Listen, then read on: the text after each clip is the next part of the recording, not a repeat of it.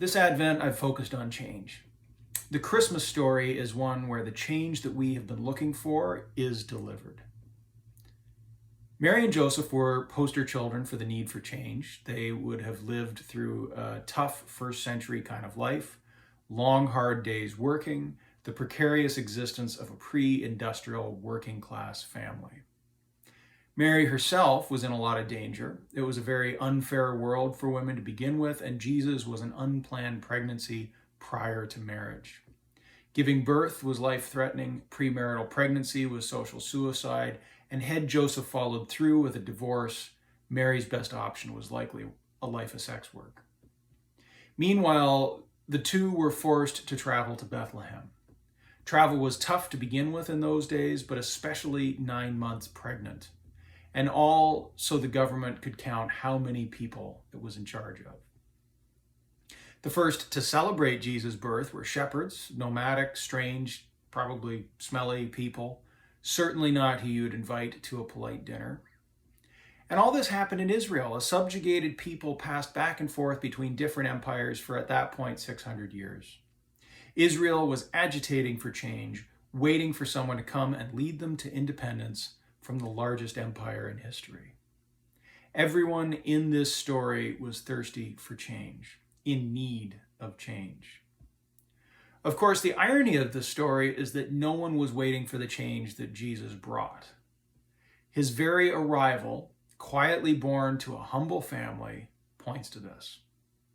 In fact, it would be 30 years before his ministry even began, 30 years before people really took notice of him. Jesus did not appear in the halls of power. He was not a revolutionary. He was not a warrior king like David.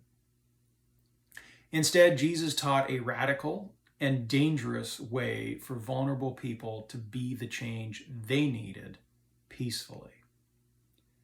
And he let us choose if we wanted to be that change. So if you were to poll people either in the first century or today about what they were looking for in a Messiah, I imagine you'd get pretty conflicting answers. That's the problem we don't know how to solve. We know that the world around us is not right. It's agreeing on the way to solve it where we fall down. Usually we want to solve it by force. Each group thinks they've got the solution, and if we just had the power to implement it, then we'd be fine. Or we end up talking about it so long that we never solve it. And of course, self-interest creeps in. It's all about who has the power to fix the problems we all see around us. Jesus taught us to make change by giving up power. He came into the world quietly and humbly. He walked willingly to the cross, but Israel was looking for a revolutionary or a politician. We are too, or our own version of those things. Right now, we can all agree on our need for change. I think the question Christmas screams at us this year is whether we actually want it. I keep coming back to climate change, but it's certainly not the only change we desperately need. There's an economic theory, an old one, that as the population grows past the ability for the world to support it, things like famine or disease pull the population back into check. The critique of this theory is that it does not take into account technological advances. For example, as we ran out of arable farmland, we discovered crop rotation, that sort of thing. This is what is happening with climate change. The Earth can support us, but we're asking more of it than we need.